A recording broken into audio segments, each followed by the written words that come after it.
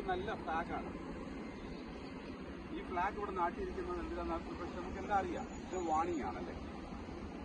അപ്പം ഒരുപക്ഷെ നമ്മുടെയൊക്കെ ജീവിതത്തിൽ ഇതുപോലൊരു ഫ്ലാഗായി മാറാൻ നമുക്ക് പറ്റണം. ഫ്ലാഗ് മാത്രമല്ല, ഈ ഇതുപോലെ വലിയ തൂണ്, ഈ പില്ലർ വലിയ സ്മോൾ പില്ലറാണ്, വലിയ ഇമ്പോർട്ടൻ്റ്. ഒരു മനുഷ്യന്റെ ജീവിതത്തിൽ ഏറ്റവും ഈശ്വരൻ അവരെക്കുറിച്ച് ആഗ്രഹിക്കുന്നതൊക്കെ അവർ ഉയർത്തിക്കെട്ടിയ ഒരു ഫ്ലാഗ് പോലെ ആകണം. അപ്പൊ ഇവിടെ ബോട്ടുകൾ ധാരാളം വരാറുണ്ട്. തൊട്ടപ്പുറത്ത് വലിയ കടലാണ്. ആ കടലിൽ നിന്ന് ഒരു പക്ഷേ വലിയ ബോട്ടുകൾ വരുമ്പോൾ അവർക്ക് നങ്കൂരം വേണ്ട സ്ഥലമുണ്ട്. അവർ ദിക്ക് കാണിക്കുകയാണ്. ഒരു നല്ല ചെറുപ്പക്കാരൻ, ഒരു നല്ല ലീഡർ എന്ന് പറഞ്ഞാൽ ദിക്കുവാക്കിയാണല്ലേ, ദിക്ക് കാണിക്കുന്നവരാണ്. ഒരു പക്ഷെ നിങ്ങൾ ചിന്തിച്ചിട്ടുണ്ടോ, നിങ്ങൾ ആരാ, നിങ്ങൾ എന്തിനാ, നിങ്ങൾ എങ്ങോട്ടാ? നമ്മൾ കുറെ ഒരു വണ്ടി മേടിച്ചു, വീട് വെച്ചു, പിള്ളേരായി, അവരെ കല്യാണം കഴിച്ചു കഴിഞ്ഞാൽ ജീവിതം അസ്തമിച്ചു പോകുന്നവരാണോ? എന്തെങ്കിലും ഒന്ന് ബാക്കി വെച്ചിട്ട് പോകാൻ നമുക്ക് മുമ്പേ പോയ ഒരു വലിയ ഷെയ്ഖിന്റെ വിഷനാണ് ഈ കാണുന്നതല്ല. അവർ ഇവിടെ ഒന്നുമില്ലായിരുന്നു. നമ്മുടെ ആളുകൾ അല്ലെങ്കിൽ ഇന്ത്യക്കാരും മറ്റു രാജ്യക്കാരും വന്ന് അവർക്ക് വലിയ വിദ്യാഭ്യാസവും കാര്യങ്ങളൊന്നും ഇല്ലായിരുന്നു. ലേറ്റർ അവരതെല്ലാം ഡെവലപ്പ് ചെയ്തെടുത്തു. അപ്പൊ ലോങ് വിഷനാണ്. അപ്പൊ നിങ്ങളൊരു ഭൂമിയിൽ ജീവിക്കുമ്പോൾ എപ്പോൾ മരിക്കുന്നു എന്നുള്ളത് നല്ല വിഷയം. പക്ഷെ നിങ്ങൾ ഉള്ളപ്പോൾ നമ്മൾ ഒരു പ്ലാന്റ് നടന്നു. ആ പ്ലാന്റ് നടന്നൊരു വ്യക്തിക്ക് പ്രത്യേകമായ സ്വപ്നമുണ്ട്. നാളെ ഫലം തന്ന് നശിച്ചു പോകുന്നൊരു വൃക്ഷമാണെങ്കിൽ ആർക്കും പ്രയോജനമില്ല. നിങ്ങളൊരു വാഴ നോക്കി, ആ വാഴയുടെ മുട്ട് ധാരാളം കന്നുകൾ വരാറുണ്ടല്ലേ, തൈകൾ വരും. അതിങ്ങനെ പല വർഷങ്ങളായിട്ട് നിൽക്കും. പക്ഷെ ഒരു പ്ലാവ് നട്ട് നോക്കി, ആ പ്ലാവ് വലിയ മരമായി കാലാകാലങ്ങളായി നിരവധി പക്ഷികൾ, നിരവധി ജീവജാലങ്ങൾക്ക് അഭയമായി മാറുന്നു. അതിന് ഫലവും കിട്ടുന്നുണ്ട്. അപ്പൊ നമുക്കൊരു തിരിച്ചറിവാണ് ഇന്നത്തെ ഈ പ്രഭാതം. ഞാൻ പലപ്പോഴും പല രാജ്യങ്ങളിൽ യാത്ര ചെയ്യുമ്പോൾ ധാരാളം സ്നേഹിതരെ കണ്ടുമുട്ടാറുണ്ട്. നിർവാഹമുള്ളിടത്തോളം ബന്ധുവഴിയിൽ പോകാറില്ല. പോകും, അവസാനം മാത്രമേ പോകത്തുള്ളൂ. കാരണം എപ്പോഴും നമുക്ക് കംഫർട്ട് എന്ന് പറയുന്നത് പുതിയ ആളുകളെ പരിചയപ്പെടുക.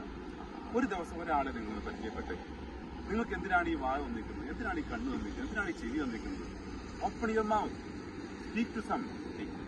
മറ്റുള്ളവരോട് പരിചയപ്പെടുക. ശ്വാസം പിടിച്ചിരിക്കുന്നവരൊക്കെ ആണെങ്കിൽ നിങ്ങളൊന്ന് ചിരിച്ചു കഴിഞ്ഞാൽ അവരിങ്ങനെ ബലം പിടിച്ചിരിക്കുമ്പോൾ എന്ത് ചെയ്യും? അവരുടെ ആ മനസ്സ് വിശാലമാക്കി ശരീരം ചെറുതാക്കി തരും. അതിന് നമ്മളൊരു എഫേർട്ട് എടുക്കണം. ആ എഫേർട്ട് എന്ന് പറയുന്നത് ദൈവം തന്നിട്ടുള്ള ധാരാളം കഴിവുകൾ നമുക്കുണ്ട്. ആ കഴിവുകൾ നമ്മൾ എങ്ങനെയാണ് ഉപയോഗിക്കേണ്ടത്?